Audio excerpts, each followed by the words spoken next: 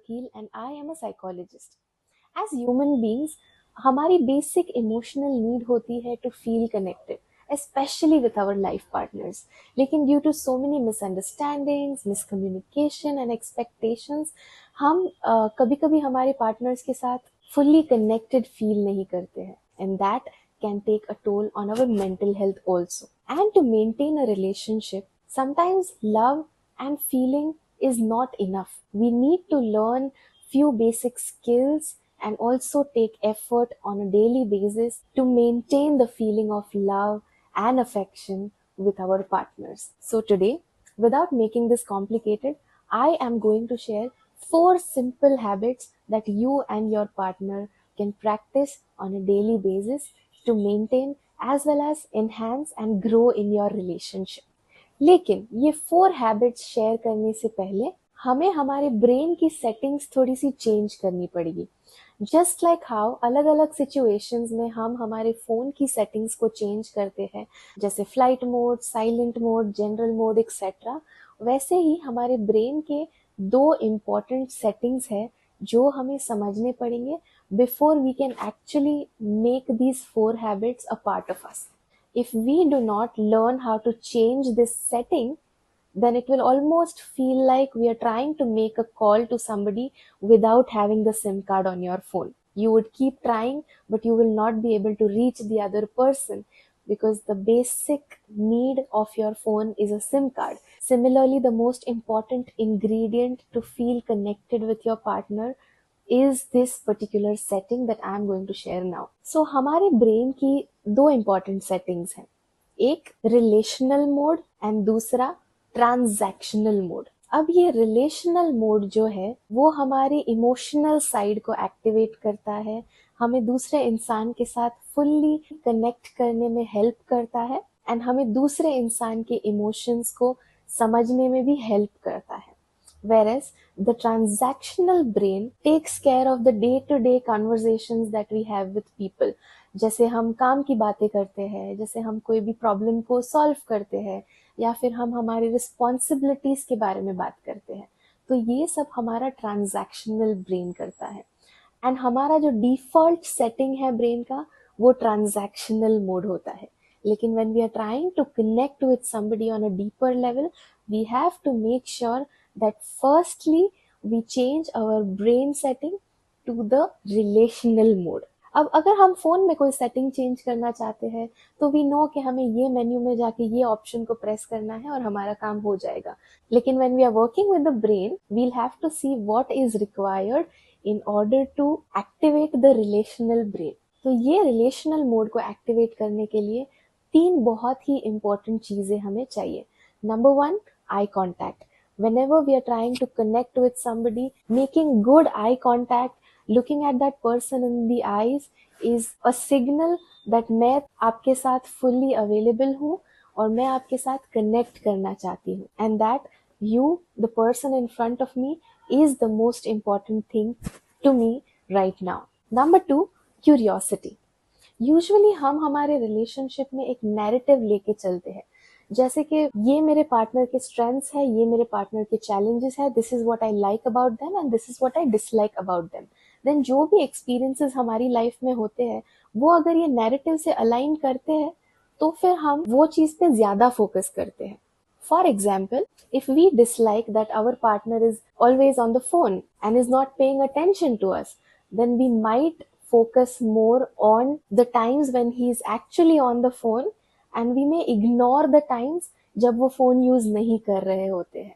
तो अगर हमने पहले से कुछ लेबल्स या नैरेटिव्स सेट किए हुए हैं, कुछ अजम्पशंस हमारे माइंड में सेट किए हुए हैं, तो पहले हमें उनको हटाना पड़ेगा. And instead, we need to come from a place of curiosity. So instead of making statements about us and our relationship and our partner, we come from a place of curiosity and ask questions. We come from a genuine place of wondering why something might be happening. तो उससे जब हमारा partner हमसे कुछ share कर रहा होगा, तो instead of using our already existing judgment, we will ask them, I wonder why you said so, or why did you do this? और मे बी वो अगर हम क्वेश्चन पूछेंगे विथ एन ओपन माइंड तो शायद हमें कोई नई इन्फॉर्मेशन उनसे जानने मिलेगी, and that will give us the opportunity to connect to them on a deeper level.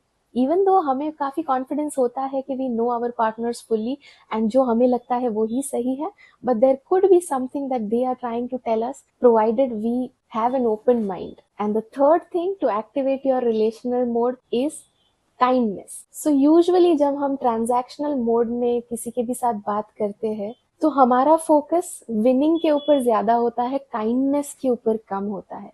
So if let's say we are having an argument with our partner, if we are coming from a place of transactional brain, तो हम वो argument को जीतने के ऊपर ज्यादा focus करेंगे, to prove that हम सही है और तुम गलत हो, उसके ऊपर हमारा फोकस ज्यादा होगा। बट जब हमारा फोकस काइंडनेस पे है तो we are in a better space to understand कि सामने वाला हमें क्या बताने की कोशिश कर रहा है, हम उसको ज्यादा अच्छे से समझ पाएंगे, and even if we disagree to that we will be able to respond in a more kind way, because हमारा प्रायोरिटी हो जाएगा रिलेशनशिप और ना के बीइंग राइट और रॉन्ग। तो ये तीन चीजों से हम हमारा रिलेशनल सेटिंग, रिलेशनल मोड जो है ब्रेन का, वो हम एक्टिवेट कर पाएंगे। और जब हम ये एक्टिवेट कर लेंगे तो फिर जो मैं 4 हैबिट्स आपके साथ आज शेयर करने वाली हूँ वो रेगुलरली करना, और उसकी वजह से हमें जो पॉजिटिव रिजल्ट्स चाहिए वो मिलने के चांसेस ज्यादा बढ़ जाएंगे। However there is another very important point जो मैं आपसे ये 4 हैबिट्स शेयर करने के बाद शेयर करूंगी, और अगर हमने वो एक पॉइंट के बारे में ध्यान नहीं दिया होगा तो फिर ये 4 हैबिट्स, ये 3 points, everything will be irrelevant, क्योंकि हमारा जो बेस है वो ये एक चीज के ऊपर डिपेंड करता है। So make sure you watch till the end of this video to find out what is that one most important thing to have a happy married life. So coming to the 4 habits now, तो ये जो 4 habits है ये मैंने एक बहुत ही अच्छी book में से लिए है जिसका नाम है the 4 habits of Joy field marriages. If you want to read this book, then please check it out. It has amazing exercises that you can do with your partner. तो ये जो 4 हैबिट्स है इसे इजीली याद रखने के लिए आप ये एक्रोनिम यूज कर सकते हैं जो है plan. So habit number 1 is play together. By playing, I mean any sort of fun activity that you wish to do together is important. Marriage is not always about being serious, but it is also about having fun together. And when you have fun and joy, it is very difficult to fight and be unhappy. So either you can play games, या फिर आप एक साथ कुछ मिलके नया सीख सकते हो, नई हॉबी डेवलप कर सकते हो, एक दूसरे की हॉबीज को ट्राई कर सकते हो, to keep that spark and that positive spirit and energy alive. This will create a lot of moments which will give you opportunities to laugh together, learn new things about each other, and will also give you the opportunity to be a good team. Habit number 2, listen to emotions. ज्यादा करके जब हमारा partner कोई problem या concern share करता है तो हम ऑटोमेटिकली एक प्रॉब्लम सॉल्विंग मोड में आ जाते हैं, because whenever we are concerned about them और how they are feeling, what we try to do is कि कैसे हम उनका प्रॉब्लम दूर करें so that they start feeling happy again. हमें अच्छा नहीं लगता है जब हमारे पार्टनर को हम वरिड या सैड देखते हैं, लेकिन कभी कभी वो मोमेंट में उन्हें बस चाहिए कि कोई उनकी बात को सुने और उनको समझे और ना कि कोई solution they. Solutions I think हम सबके माइंड में होता ही है, लेकिन let's say your husband came from office and had a bad day और वो अपनी बातें शेयर कर रहा था कि उनके साथ क्या क्या हुआ। नेचुरली एज अ वाइफ शायद हमारा रिस्पॉन्स हो जाएगा कि अरे why didn't you do this, और आपने ऐसे क्यों नहीं किया, या तो फिर कि let it be, just ignore, हो जाएगा ठीक, you know, just be happy, it's fine, forget about it. लेकिन इससे क्या होता है कि उनके इमोशंस जो है वो सप्रेस हो जाते हैं। But instead a better response would be to just listen to them, sit with them, and sometimes probably say something like, hey, oh, that sounds tough. Do you want to talk about it? Sounds like you had an exhausting day. It must have been so tiring for you to go through all of this. And then maybe वो अपनी सारी feelings, emotions share करेगा और उसके बाद वो खुद ही एक solution पे I am sure आ जाएंगे। Number 3, appreciate daily. हम ना रिलेशनशिप के स्टार्टिंग के स्टेज में तो एक दूसरे को काफी अप्रिशिएट करते हैं, लेकिन जैसे जैसे टाइम पास होने लगता है ना, हम अप्रिशिएशन को कम कर देते हैं और क्रिटिसिज्म्स को ज़्यादा कर देते हैं.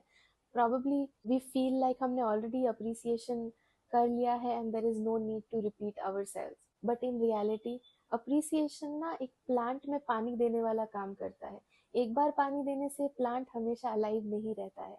But you have to keep making sure कि आप अपने रिलेशनशिप का रेगुलरली ध्यान रख रहे हैं, उसको नर्चर कर रहे हैं और उसको वो सारी चीज़ें दे रहे हैं जिससे कि वो पॉजिटिवली ग्रो करेगा और ब्लूम करेगा. So be it a positive text message or a verbal gesture of appreciation, make sure you keep doing it on a daily basis. Number 4, nurture rhythm. By rhythm, I mean एक ऐसी चीज हम करें साथ में जो एक कपल्स का रिचुअल बन जाता है over a period of time. When there are no distractions, और आपने कोई भी एक ऐसी एक्टिविटी कर ली 10 या 15 मिनट के लिए एवरी डे, जहाँ पे आप एक दूसरे के साथ टाइम स्पेंड कर रहे हैं और एक दूसरे के साथ फुल्ली कनेक्ट हो रहे हैं विथ योर रिलेशनल ब्रेन.